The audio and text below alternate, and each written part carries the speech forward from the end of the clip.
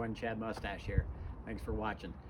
We're in lovely sunny Colorado, Memorial Day, and this is my chicken coop walkthrough video. This thing is amazing. If I can get it on my video and learn how to video edit, I'll put a picture of my old coop and the setup, and it was terrible. I had 4 chickens in this tiny little box. But I bought the plans online from Third Coast Craftsman for $15. It was phenomenal, best choice I ever made.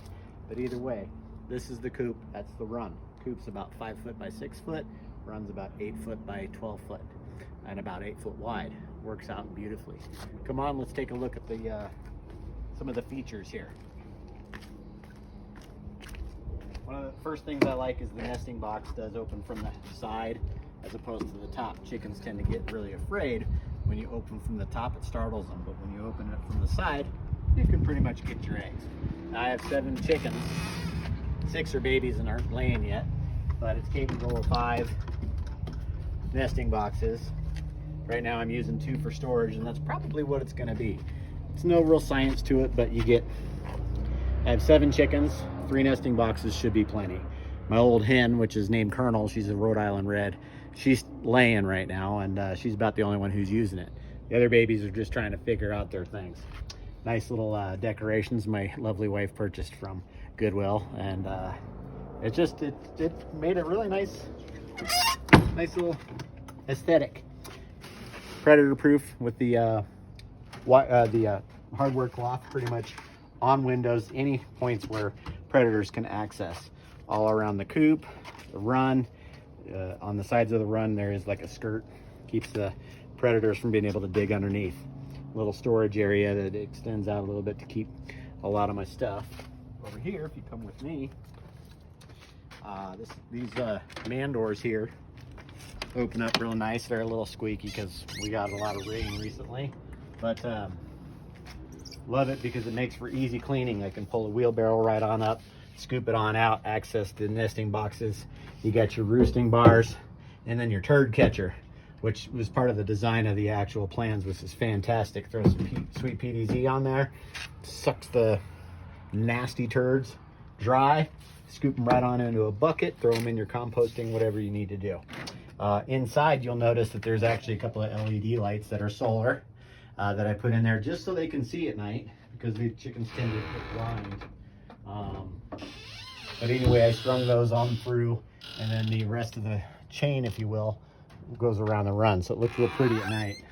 But that is also solar. I have an automatic door, an automatic coop door that I purchased, which is also solar. Works beautifully. Sunrise, sunset, it closes and opens. Didn't have to do a lot of training with the chickens. They know how to get on in, thanks to the old hen who's actually eating right now from my lovely candy cane feeders. I like these. I really like these design. They work out really well, keeps the predators out. The only complaint that I have is these are 2-inch. I would prefer to go to a 3 or a 4-inch. That way I can go on vacation for 2 weeks at a time, fill up the tube. These I've got to fill up about every 3 or 4 days. 7 chickens, 3 tubes, goes pretty quick. Automatic door opens and closes. Pardon the mess, it's a little messy. I've been using it now. I've had this thing done for about 2 months or so, but it did take me about a month to build. Lumber was pretty expensive. Thank you, Joe Biden. I'll reserve any future or further comments about that. But the plans cost me $15 from Third Coast Craftsman. I'll put a link in the description in the bottom, and I highly recommend it. Like I said, on my weekends, because I work full time, I was able to build this thing. Very easy. He's got a cut list, basically supply list, materials, everything. It makes it so simple, and it was a lot of fun. I love working with my hands, but even a beginner could do this that doesn't know how to use tools. But if you come in here a little bit further, I've got some design, things that I still want to do. I've got a camera that I can watch, make sure the door closes. Got the dust bath, little perches for them. This is an old feeder that I built that doesn't work so well anymore. Rodents were getting into it, so now I just let them crap all over it. My other thing is the automatic waterer that lasts a good couple of weeks. I can fill through the PVC or detach because I didn't glue it and take it and go clean it out. these cups are amazing. The other system that you'll see online, you can get little watering nipples. Those have a tendency to leak all the time. I haven't had one issue with those. And as far as the watering cups, I'll put a link in the description as well where you can get those as well.